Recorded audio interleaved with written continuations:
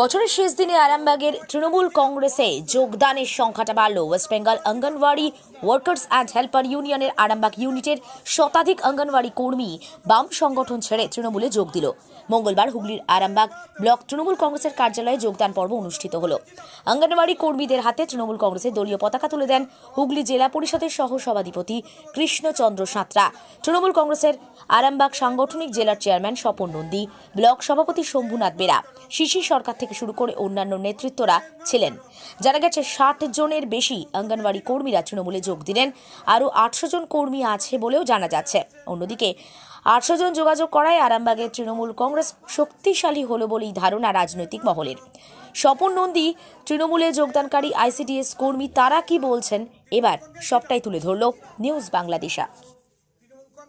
Worker আমরা ছিলাম West Bengal anganwadi workers and helpers ইউনিয়নে শ্রমিক সংগঠন, যেটা আজকে আমরা তৃণমূলের সংগঠনে যোগদান করলাম, তৃণমূলের দলে। আর আমার 800 মেয়ে আমরা এখানে এলাম, কারণ হচ্ছে আমাদের মাননীয়া যেভাবে আমাদের পাশে মানবিক মুখ দেখিয়েছেন, আমরা ওনার ভালোবাসার কাছে পরাজিত হয়েছি, মানে হার মানতে বাধ্য হয়েছি। আর একটা কথা বলি, শুধু 800 নয়, আমাদের 800 কর্মী, তার পিছনে আমরা আইসিডিএস, মানে আমাদের জনসংযোগ সবচাইতে বেশি আমাদের এলাকা বলুন। আর অন্যদিকে আমি একজন বাস অ্যাসোসিয়েশনের সেক্রেটারি, বাসের 7টা সংগঠন আমার হাতে। অতএব ওই 7টা সংগঠনের আমার একটা গাড়িতে 8টা স্টাফ থাকে, 350 বাস চলে আরামবাগের বুকে। আমি যেটা বলবো আমার বাসের শ্রমিকরাও কিন্তু সেটাই করবে। তাহলে আমি মনে করি যে 26-এ আমার তৃণমূল কংগ্রেস অনেকটাই স্ট্রং। আচ্ছা, দেখা গেছে রাজ্য সরকারের বিরুদ্ধেও তো আপনারা সোচ্চার হয়েছেন, মিছিল করেছেন। আমি প্রথমেই আপনাদের মিডিয়ার মাধ্যমে একটা কথাই বলেছি যে মানুষ মাত্রই ভুল পথে পরিচালিত হয়। হয়তো আজকে শুধু আমি নয়, আজকে আমাদের যে রাজ্য নেতৃত্বের বড় পদে বসে আছেন ঋতব্রত বন্দ্যোপাধ্যায়, উনিও কিন্তু আগে একজন অন্য সংগঠনেই ছিলেন, আপনাদের কাছে এটা জানা। অতএব ভুল মানুষ করলেও আমাদের মামাটি মানুষের সরকার, উনি ভুলকে ভুল চোখে দেখেন না, উনি ক্ষমা করার জন্যই বসে আছেন। যে চাহিদাগুলোর জন্য আপনারা বারবার দরবার করেছেন, সেগুলো কি পূরণ হবে? আশা রাখছি পূরণ হবে, আশা করছি পূরণ হবে এবং হতে চলেছে। কারণ উনি আমাদের যেটা ছিল না, সব থেকে বড় কথা, আমরা শূন্য হাতে বসে যেতাম, উনি সেটা কিন্তু আমাদের 5 লক্ষ টাকা রিটায়ারমেন্ট বেনিফিট উনিই দিয়েছেন এবং মাইনেও বাড়িয়েছেন। বছরের শেষে এই যে যোগদান, হ্যাঁ, এবং নতুন বছর আসছে, কি বলবেন? প্রত্যেককে বলবো যে আমরা তৃণমূল কংগ্রেসে যোগদান করলাম, আমাদের একটাই পরিবার, আমাদের মধ্যে কোনো দলাদলি নয়, কোনো ভাগাভাগি নয়। আমরা যৌথভাবে যেন কাজ করতে পারি, কেউ কারু খুদ তুলে ধরার চেষ্টা করব না। আমরা চেষ্টা করব যে আমরা আগামী দিনে যেন মানুষের পাশে দাঁড়িয়ে কাজ করতে পারি। আপনার পরিচয়? আমার পরিচয়, আমি আইসিডিএস এর নেতৃবৃন্দের আরামবাগ প্রজেক্টের মধুমিতা ভট্টাচার্য। প্রধান আছে তাদেরকে আমরা বলবো যে যাতে অসুবিধা আছে সেটা যেন দূর করে। বোনেরা আছে, তারা আজকে সর্বভারতীয় তৃণমূল কংগ্রেসের যে সংগঠন, এই ফেডারেশনে ওরা আজকে এই পুরানো বছরকে বিদায় জানাবার মুহূর্তে ওনারা যোগদান করলেন।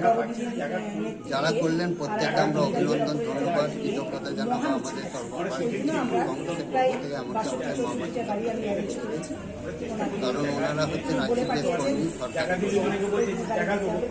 এবং আপনারা জানেন যে ওরা হয়তো আজকে মানে সশরীরে জয়েন করছে, কিন্তু ইতিপূর্বে ওনারা মানসিকভাবে আমাদের সঙ্গে ছিলেন, যার জন্যে ওনারা আজকে এই জায়গায় আসতে পেরেছেন। যদি না মানসিকভাবে প্রস্তুত থাকতেন তাহলে আজকে এই জায়গায় এসে ওনারা যোগদান করতে পারতেন না। তাই আমরা খুবই গর্বিত এবং আনন্দিত। বছরের শেষে একটা উপরি পাওনা দলের পাওনা, শুনুন, এটা পাওনা বলতে পারেন, এটা দলের পাওনা বলতে পারেন, কিন্তু সব থেকে বলতে পারেন যে সর্বজন শ্রদ্ধা মমতা ব্যানার্জি মামাটি সরকারের যে সমস্ত প্রকল্প, সেই প্রকল্প সুযোগ সুবিধা নেওয়ার জন্য ওনারা কিন্তু আজকে এই দলে যোগদান করছে। কারণ যখন ওনারা যোগদান করেছিলেন এই কাজে, তখন কিন্তু সরকারের এরকম কোনো প্রকল্প ছিল না। ওনাদের পাশে ওই একবার শুধু জয়েন করিয়ে দিয়েছিলেন। আমরা তো জানেন যে ঘর পর্যন্ত ছিল না, কোথায় বসে ওরা ছেলে মেয়েদের শিক্ষা দেবে। কিন্তু আমাদের দিদি আসার পর থেকে সেটা কিভাবে আমূল পরিবর্তন হয়েছে আপনারা যদি যান বিভিন্ন জায়গায় দেখতে পাবেন। তাই ওনারা দেখেছেন যে যারা আমাদের জন্য সবসময় ভাবছে, যারা আমাদের যে সরকার আমাদের পাশে আছে সেই সরকারের সংগঠনে না থাকলে তাহলে নিজেদিকে একটা অপরাধী বলে মনে হয়, সেটা ওনারা অনুভব করেছেন।